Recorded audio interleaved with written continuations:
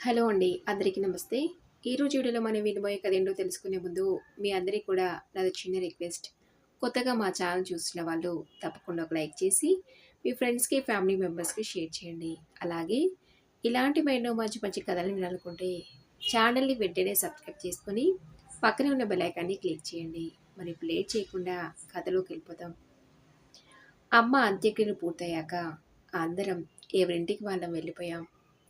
మన సాంప్రదాయం ప్రకారం తల్లికి చిన్న కొడుకే తలకొరివి పెట్టారంటే ఆ అమ్మకి తలకొరివి నేనే పెట్టాను. అమ్మ దహన సంస్కరణ అయ్యాక ఇంటికి తిరిగి వచ్చిన నాకు మనసున లేదు. అమ్మ విషయంలో తప్పు చేశాననే ఏదో అపరాధ భావం నన్ను వెంటాడుతుంది. నిన్న మొన్న లేని ఈ భావన ఈరోజు ఎందుకిలా నాకు అర్థం కావడం లేదు. అమ్మ ఇన్ని రోజులు మా అందరికీ దూరంగా ఉండలేని బాధ ఇప్పుడెందుకు కలుగుతుంది? నా ఈ బాధను ఎవరితోనైనా పంచుకుందామన్నా సమయానికి ఎవ్వరూ లేరు. ఇలానే ఉంటే ఆ బాధని తట్టుకోలేక నా గుండె పగిలేలా ఉందని నాకు నేను కాస్త ధైర్యం చెప్పుకొని ఊరెళ్ళి ఓసారి అమ్మగారిని చూస్తే మనసు కాస్త ప్రశాంతంగా ఉంటుందేమో అనిపించింది. ఆ ఆలోచన రావడమే ఆలస్యం. కూర్చున్న దగ్గర నుండి లేచి బట్టలు మార్చుకుని పర్సులో డబ్బులున్నాయో లేవో చూసుకున్నాక ఖాళీగా ఉండటంతో బీరువా తెరిచి ఓ 2000 రూపాయలను పెట్టుకొని ఇంటికి తాళం వేసి ఆటోలో బస్టాండ్కి వెళ్ళాను. అప్పటికి టైం మధ్యాహ్నం 1 గంట అవుతుంది. ఊరెళ్ళే బస్సు 2కి కానీ రాదు.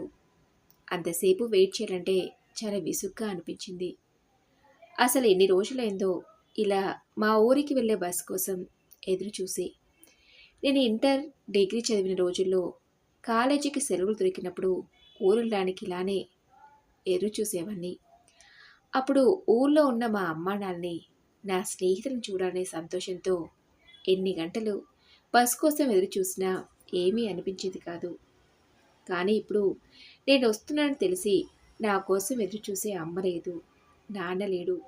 అందుకేనేమో బస్సు కోసం ఎదురు చూస్తుంటే ఇంత విసుగ్గా ఉందనే రకరకాల ఆలోచనలతో ఆ గంట సమయం గడిచి టైము 2 అయ్యింది. మా ఊరెళ్ళే బస్సు రావడంతో అందులో ఎక్కి కూర్చున్నాను. అమ్మ విషయం తెలిసినప్పటి నుండి నిద్ర లేదు. చాలా అలసటగా ఉంది. కాసేపైనా నిద్రపోదామని తల వెనుక కానించి కళ్ళు మూసుకున్నాను. కళ్ళలో అమ్మ రూపమే కనబడుతుంది.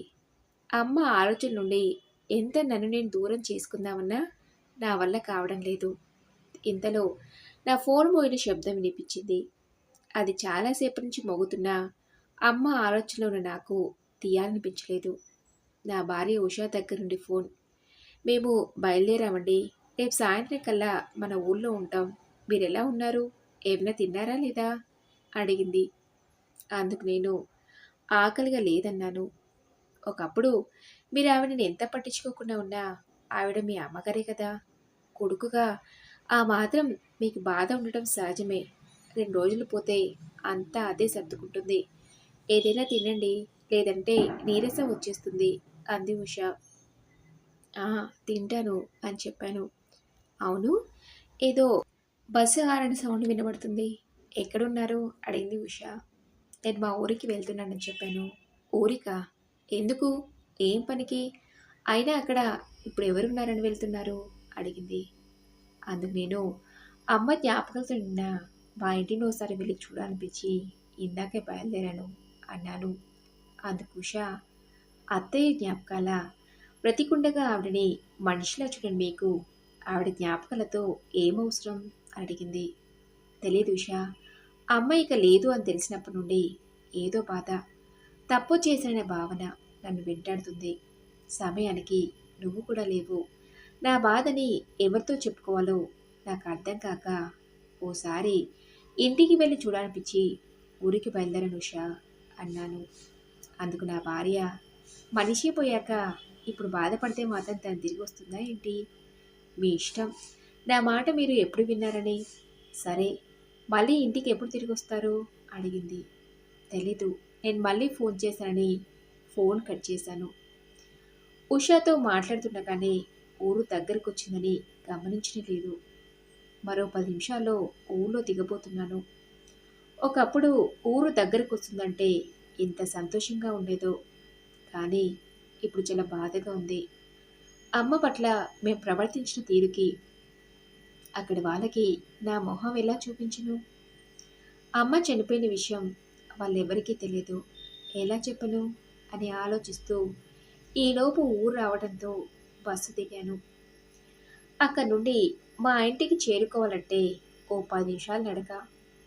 ఆ చుట్టూ ఉన్న జనంతో నాకేం సంబంధం లేదన్నట్టుగా పరిసరాన్ని కూడా పట్టించుకోకుండా వేగంగా నడుచుకుంటూ వెళ్ళి ఇల్లు చేరాను. ఎప్పుడో 5-6 సంవత్సరాల క్రితం ఆఫీస్‌కి సెలవు దొరికినప్పుడు మన ఊరు వెళ్ళి మీ నాన్న నేను కలిసి దిగిన కొన్ని ఫోటోలు, మీ చిన్నప్పటి బట్టలు దాచుకున్న ఓ పెట్టె మన ఇంట్లోనే ఉండిపోయాయి. వెళ్ళి తీసుకురారా ఆదిత్య అని అమ్మ ఇంటి తాళం చెవిని ఇచ్చింది. ఆ తాళం చెవితో తలుపు తెరిచి ఇంట్లోకి వెళ్ళాను.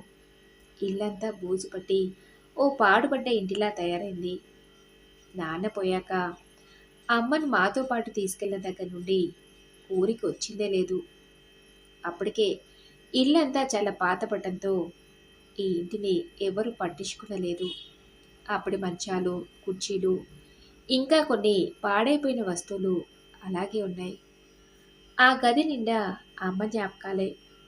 ఇల్లంతా చాలా దుమ్ము దుమ్ము, ఇంకా చీకటిగా అనిపించడంతో వెనకాల కిటికీ తెరిచాను.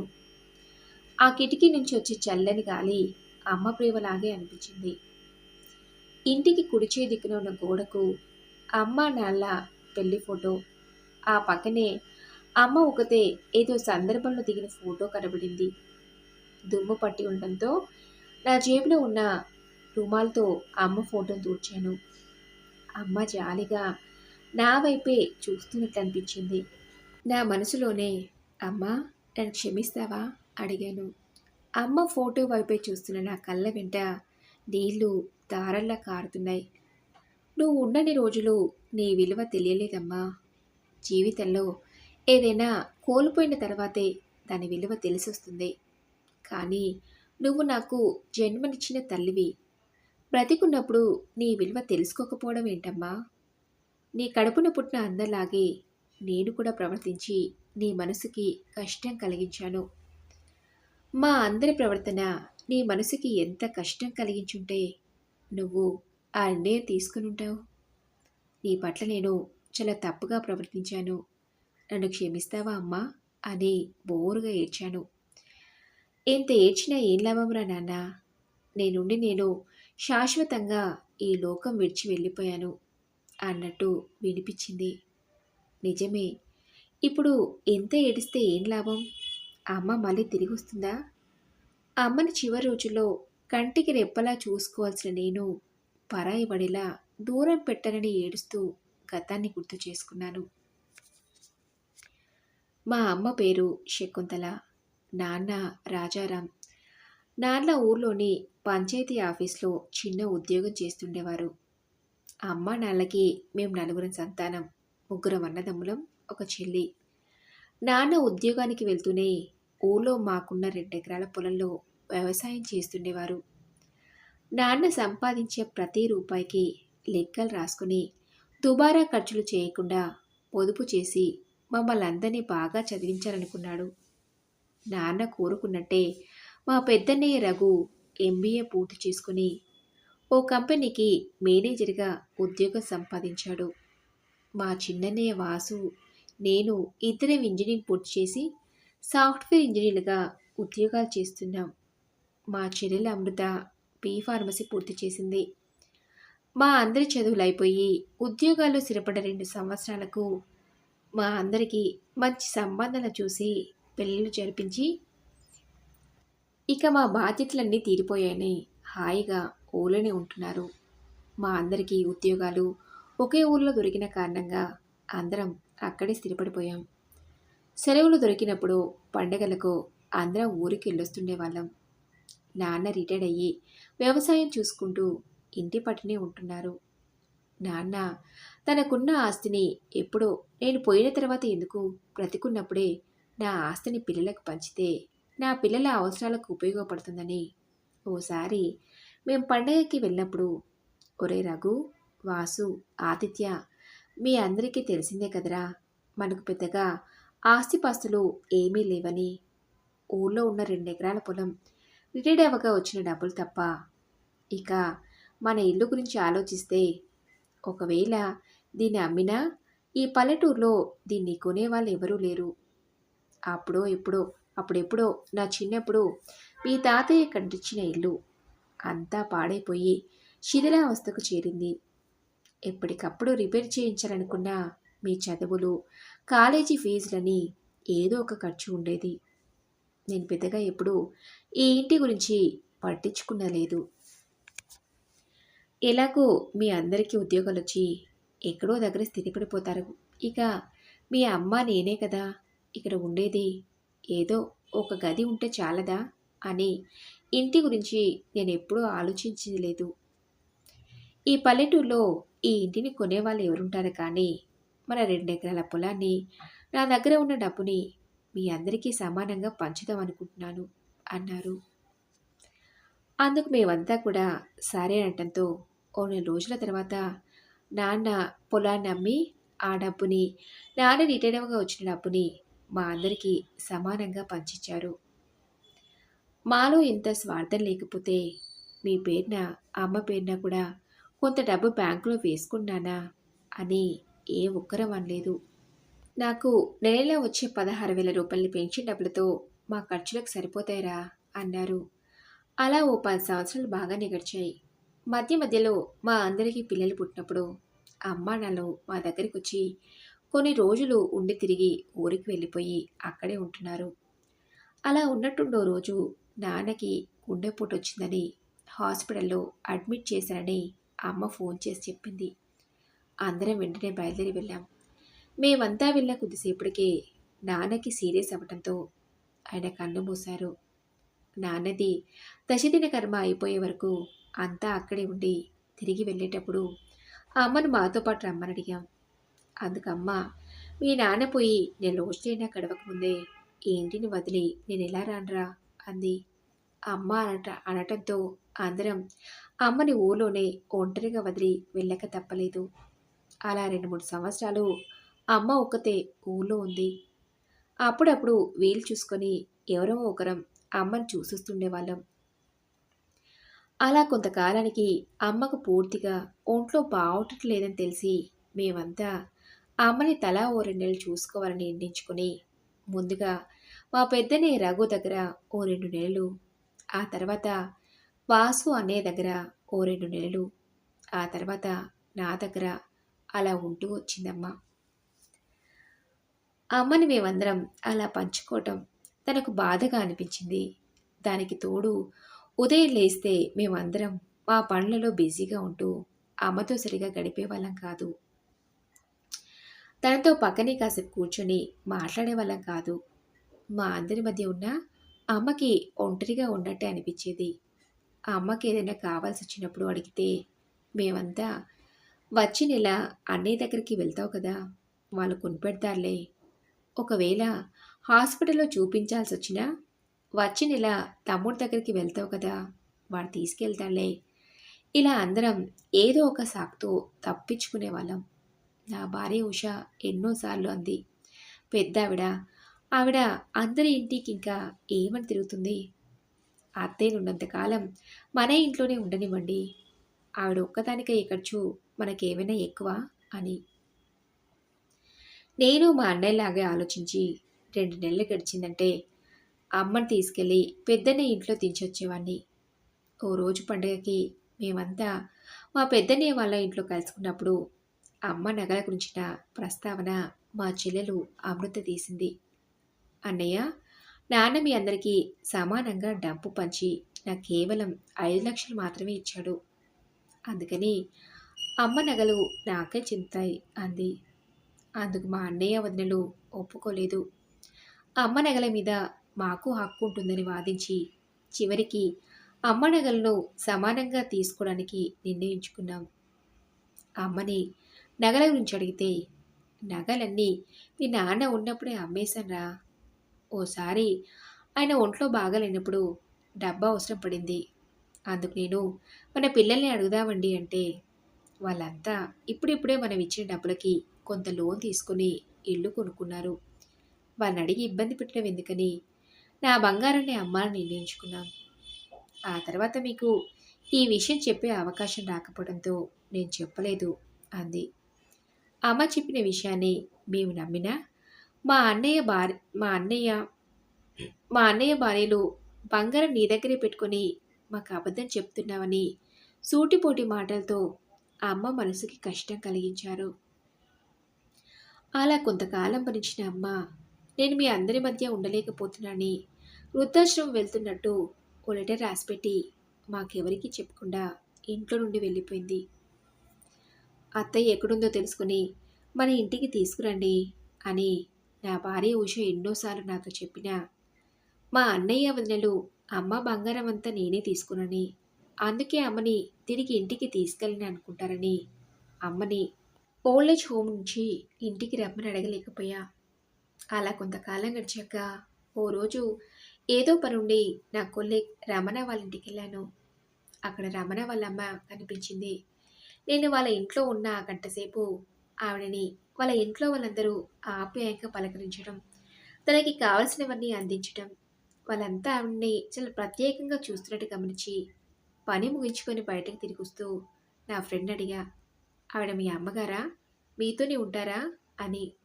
అందుకు వాడు, అవునరా, అమ్మ నాతోనే ఉంటుంది.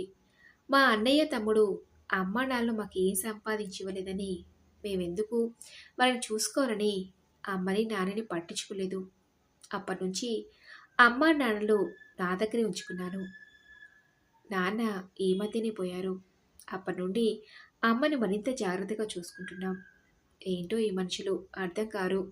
ఆస్తులు ఇస్తేనే తల్లిదండ్రులా, లేకుంటే కాదా? వాళ్ళు మనకి జన్మనిచ్చి ఇంత వాణి చేసి చదువు చెప్పించి మన కాళ్ళ మీద మనం నిలబడేలా చేశారు. అది చాలదా? ఇంతకన్నా వాళ్ళు మనకి ఏమి ఇవ్వాలి? జన్మనిచ్చిన తల్లిదండ్రుల రుణం తీర్చుకున్నప్పుడే కదా మనిషిగా మన జీవితానికి ఓ సార్థకత అనేది ఉండేది. అంతేగాని నాకు ఆస్తులు ఇవ్వలేదని మిమ్మల్ని మేము ఎందుకు చూడాలని చిత్రహింసలు పెడితే వాళ్ళు ఏమైపోవాలి? అలా అంటే మనం పుట్టిన వెంటనే మన అమ్మా నాన్నలు మన నుండి ఏం ఆశించి మనల్ని పెంచి పెద్ద చేస్తారు? వాళ్ళని చూసుకోవాల్సిన సమయం వచ్చినప్పుడు మనం వాళ్ళు మనకి ఆస్తిపాస్తులను కూడబెట్టించారా లేదా అని ఆలోచించకుండా వాళ్ళు ఉన్నన్ని రోజులు సంతోషంగా ఉండేలా చూసుకోవాలి అన్నాడు. ఆ తర్వాత అక్కడి నుంచి ఇంటికి తిరిగి వచ్చిన నాకు ఆ రోజు రాత్రంతా నిద్ర పట్టలేదు. వాడు చెప్పింది అక్షరాల సత్యం. మన చిన్నప్పుడు అమ్మానాలు కూడా మన గురించి అలాగే ఆలోచిస్తే మనం ఏమైపోయేవాళ్ళం? నేను ఇదంతా ఆలోచించకుండానే అమ్మని మా ఇద్దరినేలాగే వదిలేశాను. ఇప్పుడు వాళ్ళకి నాకు తేడా ఏంటి అని ఓల్డేజ్ హోమ్లోకి వెళ్ళి, అమ్మ ఇక మీదట నువ్వు నాతోనే ఉండమ్మా అని మా ఇంటికి రమ్మని అడిగినా అమ్మ రాలేదు. వీడు కూడా నా మిగతా కొడుకు లాంటి వాడే కదా అని అమ్మ మనసు నొచ్చుకున్నట్టుంది. ఛా, ఇంత జరిగాక ఇప్పుడు బాధపడితే ఏం లాభం అని ఇక చేసేదేమీ లేక ఇంటికి తిరిగి వెళ్ళాను. వారానికోసారి అమ్మని చూడటానికి వెళ్ళినప్పుడు ఆ అమ్మని రమ్మని అడిగితే, ఇంకోసారి నన్ను ఆ మాట అడిగి ఇబ్బంది పెట్టకురా ఆదిత్య, నాకు ఇక్కడే బాగుంది అంది అమ్మ. ఓల్డేజ్ హోమ్లో చేరిన 3 సంవత్సరాలకి అమ్మ అనారోగ్యంతో కాలం చేసింది. వృద్ధాశ్రమం వాళ్ళు ఫోన్ చేసి విషయం చెప్పడంతో అంతా అక్కడికి చేరుకుని చివరగా జరిపించాల్సిన కార్యక్రమాలు జరిపించి అందరం ఎవరి దారిన వాళ్ళం వెళ్ళిపోయాం. అందరిలాగే నేను ఆలోచించి అమ్మను బాధ పెట్టాన బాధ నన్ను వెంటాడుతూనే ఉంది. అమ్మ చనిపోయిందని తెలిసిన సమయానికి నా భార్య పిల్లలు ఎవరూ ఇంట్లో లేరు. వాళ్ళ కాలేజీ తరపున ఏదో టూరు ఉంటే వెళ్ళారు. నా పిల్లలు చదివే కాలేజీలోనే నా భార్య లెక్చరర్. ఊర్లో ఉన్న ఇంటికొచ్చి ఎంత ఏడిస్తే మాత్రం ఏం లాభం? పోయిన అమ్మ తిరిగి వస్తుందా? ఏదైనా మనది అన్నంతసేపుతూ దాని విలువ తెలియదు. అది వస్తువైనా మనిషి అయినా దాన్ని చేజార్చుకున్నాకే దాని విలువ తెలిసొస్తుంది. కానీ అప్పటికే ఏమీ చేయలేని నిస్సహాయ స్థితిలో మనం ఉండిపోతాం. నా మనసులోని బాధంతా ఆవిరైపోయేదాకా ఏడ్చి అమ్మ జ్ఞాపకాలతో నిండా ఆ ఇంట్లో ఒక రోజంతా గడిపి అమ్మకి సంబంధించిన కొన్ని వస్తువులను తీసుకుని తిరిగి ఇంటికి వెళ్ళిపోయాను. మరి ఇదండి ఈరోజు కథ. ఈ కథపై మీ విలువైన అభిప్రాయాల్ని నాతో కామెంట్ బాక్స్‌లో షేర్ చేసుకోండి. అలాగే ఈ కథ మీకు నచ్చిందనుకుంటున్నాను. నచ్చితే తప్పకుండా ఒక లైక్ చేసి మీ ఫ్రెండ్స్‌కి, ఫ్యామిలీ మెంబర్స్‌కి షేర్ చేయండి. అలాగే ఇలాంటివెన్నో మంచి మంచి కథలు వినాలనుకుంటే ఛానల్‌ని వెంటనే సబ్స్క్రైబ్ చేసుకొని పక్కనే ఉన్న బెల్ ఐకాన్‌ని క్లిక్ చేయండి. నెక్స్ట్ వీడియోలో మరొక మంచి కథతో ముందుంటాను. Thanks for listening.